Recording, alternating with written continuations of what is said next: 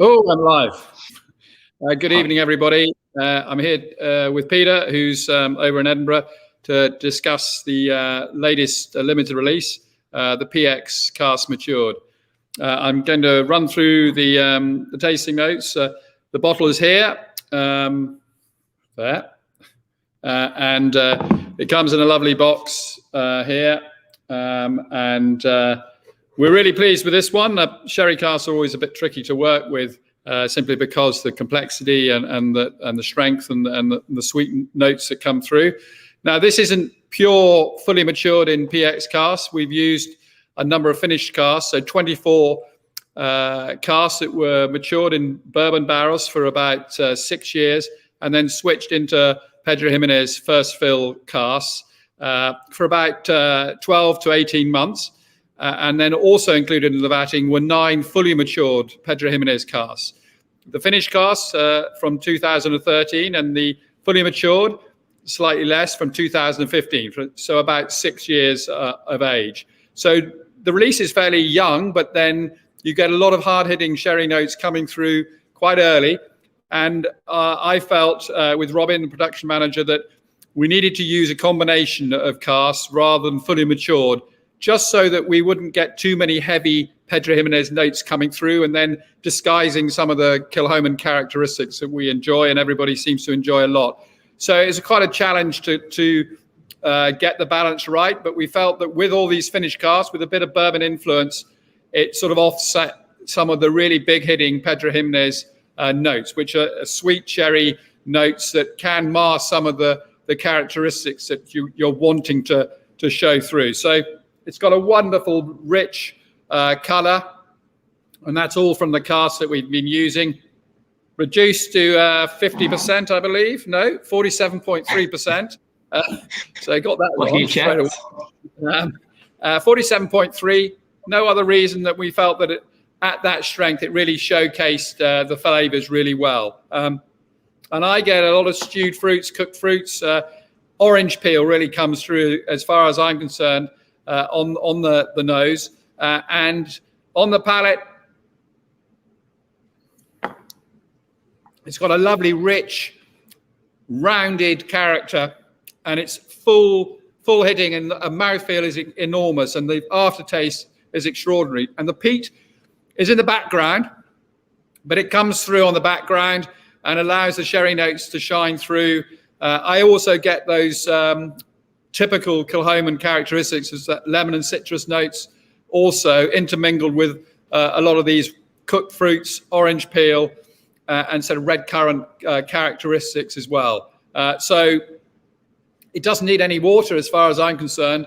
It really hits the right note at that 47.3%. And it was something that Robin and I, we sort of did a lot of testing and tasted a lot of different casks to get what we thought was the combination that worked the best. And I think this is going to be a release that everybody's going to enjoy. If you're a lover of sherry cask matured Islay whiskies, the Pedro Jimenez is not a cask type that is used hugely on Islay. Oloroso sherry tends to be the one that most people go to, but we fill a lot of PX casks and we enjoy using them. We've done a number of single cask releases of Pedro Jimenez, finished single casks, and this is the first PX limited release, one of 12,000 bottles, and it's been released today, and it's available all around the world because we made sure that every market had the whiskey already in place before we hit the release date. So if you manage to get a hold of a bottle, I'm sure it's a Kilchoman that you'll enjoy thoroughly. There you go. Given your the full spiel. I got through that as quickly as possible because apparently the signal here at the distillery isn't very good today. But Catherine decided that we needed to do it in the visitor centre rather than going up to the warehouse. So, you know, I always follow exactly what she says. So there we go.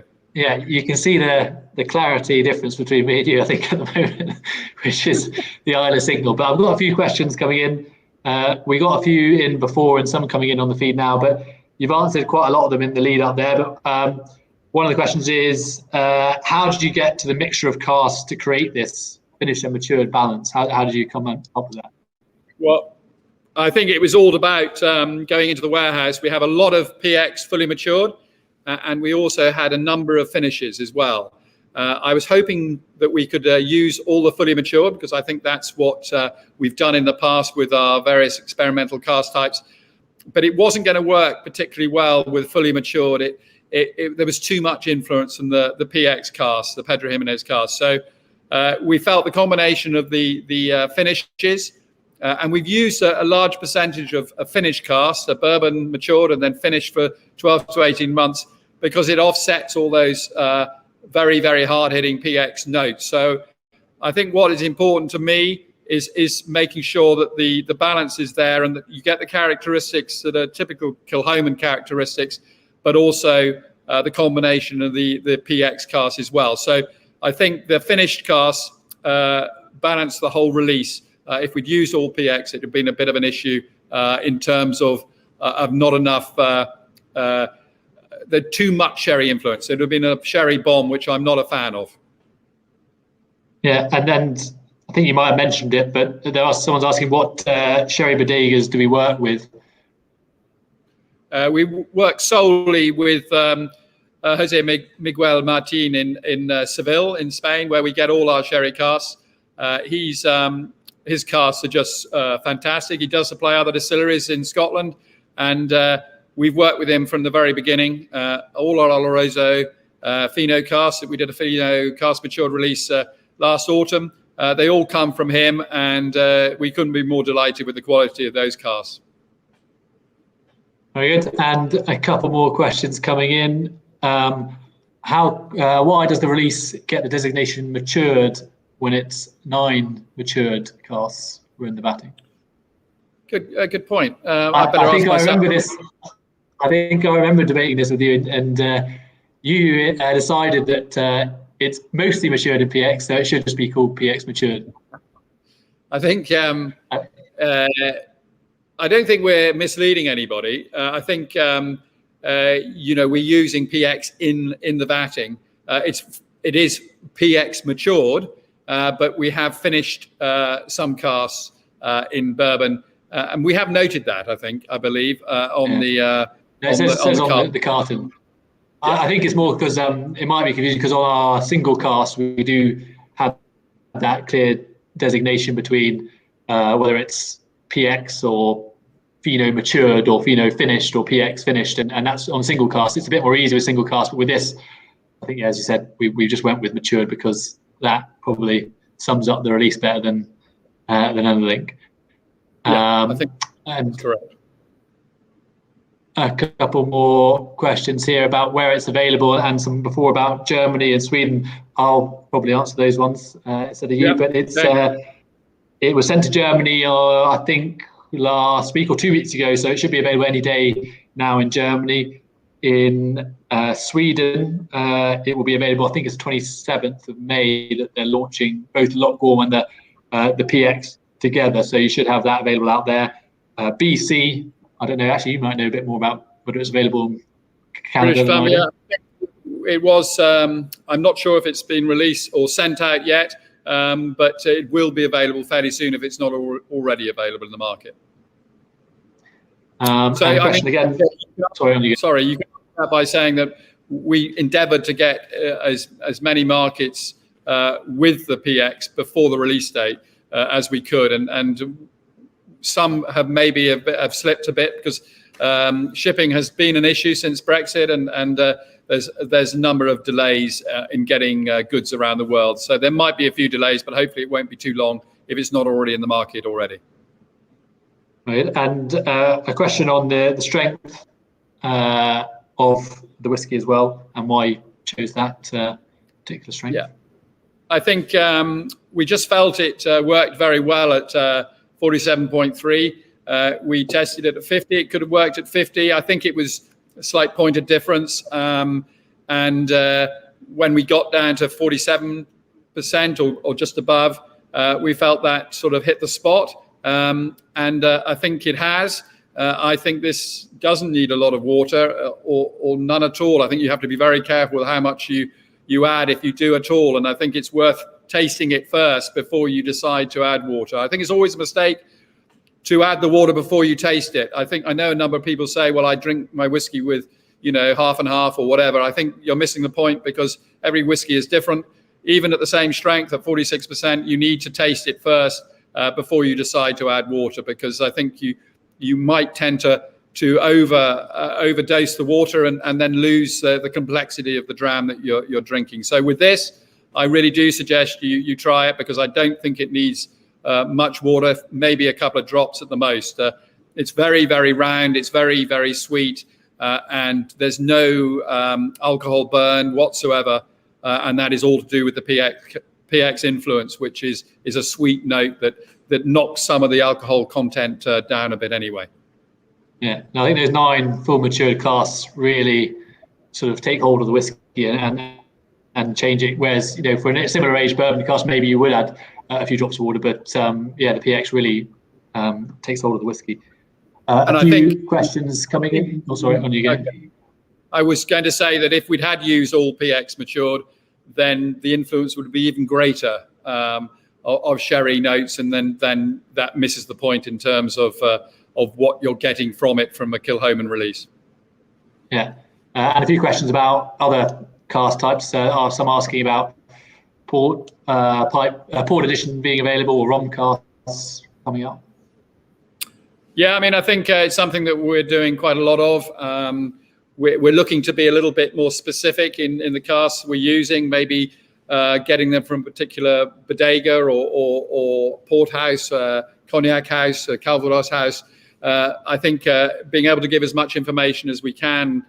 Some chateau won't allow us to do that, but where we can, we're looking for that sort of provenance of the casks that we buy. So it's all very well saying it's Madeira cask matured or port cask matured. It's actually really trying to identify where these casks originated from, because I think people want to have that information. And in the past, it's all about just saying Madeira or port or red wine. And I think that misses the point, because, with so many different ports and cognacs, it's nice to narrow it down to the particular house. And we're looking to do more and more of that. And another question that came in before, back to the PX release, was saying how much they like our Pedro Jimenez releases, and why was it we chose Oloroso sherry for our core range and not Pedro Jimenez sherry? I think that's pretty obvious, because I think Oloroso doesn't give such hard-hitting sherry notes. It's slightly easier to work with than Pedro Jimenez. It has a more delicate character. Pedro Jimenez is hard-hitting, sweet, full-on sherry notes that come through, and therefore, if we used it in our core range products, we'd get too many sherry notes coming through. So the Oloroso doesn't sort of take hold of the distillery characteristics that we're quite keen to have to the fore. Yeah, I think that's why most of our single casks, I think all our single casks for PX have been finishes, whereas we've got quite a lot of Oloroso full maturation single casks that we've done. Yeah, I think some of the experimental casks tend to lend themselves more for finishing than full maturation. And we did a Sauterne cask matured release, sweet Bordeaux white wine release a few years ago. And to my mind, it didn't hit the spot for me, although a lot of people enjoyed it. I thought what worked better was the Sauterne finish that we did a few years ago as well. And I think we got comments that the finish worked really well, because you got a lot more balance. You didn't get all this sweet white wine character coming through, and maybe not having enough acidity and backbone. And therefore, the finishing for 6 months to a year or slightly longer really offset that, and really shone through well. So, we just need to expect. We call them experimental casks because we don't know how some of them are going to perform. And it's only when we have them in the cask for, say, 3 or 4 years do we get an idea of what's coming through, and whether we need to change what we're looking to do. But really what I've tried to do is full maturation. But when it doesn't work at full maturation, you switch it to a finishing style, which then you offset the balance much better that way. And I'll get to some of the other questions on other stuff first, but there's a question now on sherry, and are we interested in doing a full-on heavy sherry bomb? Well, the quick answer to that is probably not, because I just think it misses the point, really. I think if you want a sherry bomb, go and buy a bottle of sherry. I think we're trying to promote Kilchoman as a single malt whiskey. And if you go for the full hitting style, then you're really not getting a sense of what the Kilchoman is all about. And then a couple of questions slightly off from the Pedro here, but someone saying they bought super interested about the tequila cask and what the story is behind it, which tequila was matured in these casks. He was lucky enough to get a bottle, and it's a fantastic dram. Will this kind of finish be done again? Oh yeah, no, absolutely. I think what we did, and these aren't from a particular tequila house. At the moment, we haven't had that sort of contact, and we're buying them from a sort of cooperage that gathers in all the empty casks and then sells them on. I was very keen as soon as the SWA, the Scotch Whisky Association, relaxed their regulations, and that we could use tequila and mezcal casks and Calvados casks and cognac casks and a few others to get hold of some, and we have done straight away. The full maturation, we've matured fully in tequila and mezcal, and then we have done some finishes. I think the finishes are really special, and we've done a couple of single casks, I believe, and we've sent out a few single casks to distributors, and it's something we bought more tequila and mezcal casks because we feel they're going to work really well. And the mezcal with that smoky character is something that I'm really looking forward to seeing how they develop. And John Bourne has commented that the pacing of the experimental finish releases is perfect, and feels like we're taking us on along your journey. And I guess that's the point, isn't it? We're sort of experimenting, not knowing how these are going to work out. And we do some finishes and then some full maturations, but you are sort of trying to figure out what works best, and there's more to come as well, isn't there? Yeah, I mean, I think that we'll carry on. I'm quite happy. I think everyone has to appreciate it. It's small quantities, these experimental cask types. But as we increase production, which we've been doing every year and about to make a big jump up again, it allows us to buy more of the ones that work and have been proven to work. And we've had the comments back from consumers. Then we'll buy more of those. But I'm love the fact that we can just buy some pretty. Off the whatever it's called, I don't know the term, the analogy, off the scale in terms of what we think might work, and then see what happens, because we can always make something of them at some point. We can vat them with something else or put them into bourbon barrels and just sort of soften down the notes from the original cask. So it's something that we're going to do more and more of. We've got very good relationships with about 4 or 5 cooperages, and mainly we're buying from these cooperages. We're buying some direct. I mean, cognac, we've got a good relationship with Cognac Ferrand. They own the Plantation rum brand, and we work quite closely. So we managed to secure some Cognac Ferrand casks, and we've also got some Drouhin casks from Calvados. We've bought some Chateau red wine Chateau casks from Bordeaux, and we're looking to continue that because I'm more interested in being able to talk about the provenance. And then you have more connection with those cask types and understanding a little bit more why it tastes like it does if you know the particular wine or the cognac or the Calvados. And I think that's important. I think it's something that we're all trying to do a bit more, is give more information to consumers who are now, are very well read on everything to do with distilleries, and they like to have as much information as possible. Yeah, and there was a question on why the age, because we put it on a lot of different bottles, but why it isn't on this particular one. I guess because it is. We're happy to say, I think, that it was 2013 and 15, but we can't put that on the bottle. No, and I suppose we could have put 2000, distilled in 2015 and bottled in 2021, and I suppose I have to ask my sales and marketing team. I mean, they presumably forgot to include that, but they don't ask me a lot about this sort of thing anymore. I've been put out to grass, and I'm left with the to carry on producing fine whiskey that they then go out and sell. Yeah, exactly. So you leave that to us. I've got you on tape now saying you're leaving the sales and marketing to us, so we don't have to ask you about it anymore. Well, that's not true. No. I don't think you listen to it. Well, sometimes it pays not to. Sometimes it pays to, but sometimes not.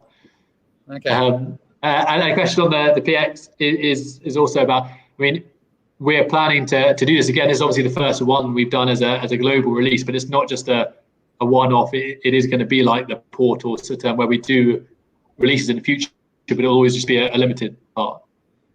I think a huge number of consumers enjoy sherry matured single malts, and I get that.